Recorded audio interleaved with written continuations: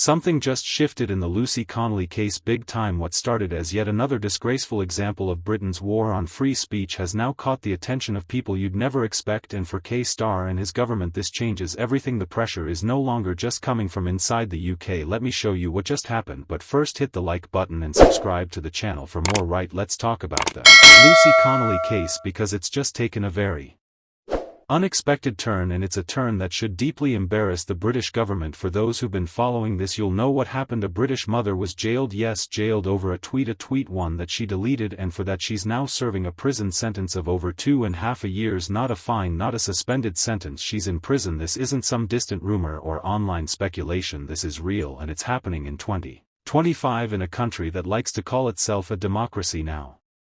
Here's where it gets interesting. The case has caught international attention, not from tabloids or influencers but from inside the U.S. Senate. Senator Marco Rubio has started looking into what's happened here. He's not a fringe figure, he sits on intelligence committees, foreign affairs panels. The man knows exactly what government overreach looks like. So when someone like him starts examining the way our government is jailing people over tweets, that's not some throwaway comment, that's a sign that the UK's reputation on basic civil liberties is under serious scrutiny, and rightly so. Let's take a step back. While Lucy Connolly is in a prison cell for something she said, here's a short list of who isn't in jail: extremists who openly support terrorist causes, political figures like Labour councillor Ricky Jones who publicly called for a bloodbath against people he politically disagrees with, out on bail, media personalities facing disturbing allegations, not charged, not convicted, still at large. What we're seeing is a government that's picking and choosing who to prosecute, not based on threat, not based on public safety, but based on politics, based on whether or not you fall in line with their view of what speech is acceptable. And it doesn't stop with Lucy, this is part of a wider pattern. Ask yourself how many people are now being investigated, fined, or even arrested for things they've said online, particularly if those views lean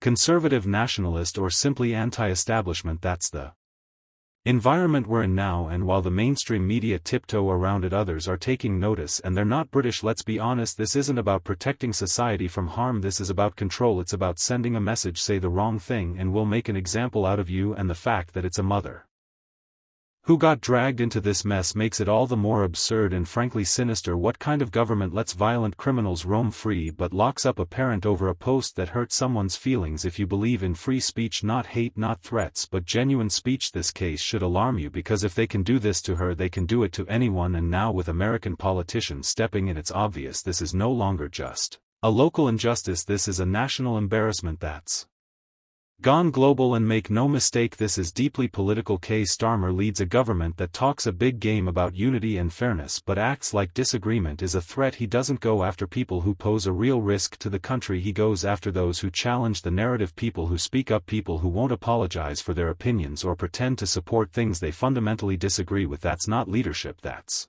cowardice. Now that Rubio and others are turning their eyes towards Britain, Starmer's position is more exposed than ever, because this isn't some anonymous crackdown, this is a documented case of someone being imprisoned for expression, and whether the British press wants to admit it or not, that matters. And it's not going away. The pressure is building, not because of some orchestrated campaign, but because more and more people here and abroad are starting to see what's really happening, that behind all the polished speeches and photo ops, we've got a government that's happy to criminalize speech if it challenges the status quo. Lucy Connolly's name shouldn't be forgotten. She's not a martyr and she's not perfect, but she represents something a lot bigger than herself. Now she's a reminder of what happens when a state gets too comfortable silencing dissent. So where does this go next? That depends on us, because silence is how this kind of thing becomes normal. It's how governments test the waters, and once the public shrugs it off, they push further. So the choice is simple: either we accept that the state now has the power to jail people over speech, or we push back while we still can. I know where I stand. In other news, a 72-year-old pensioner is among 2 women who have been arrested during a pro-Palestine protest in Belfast. Sue Pentle, a prominent member of the Ireland-Palestine Solidarity Campaign (IPSC), was detained alongside another woman in her 50s on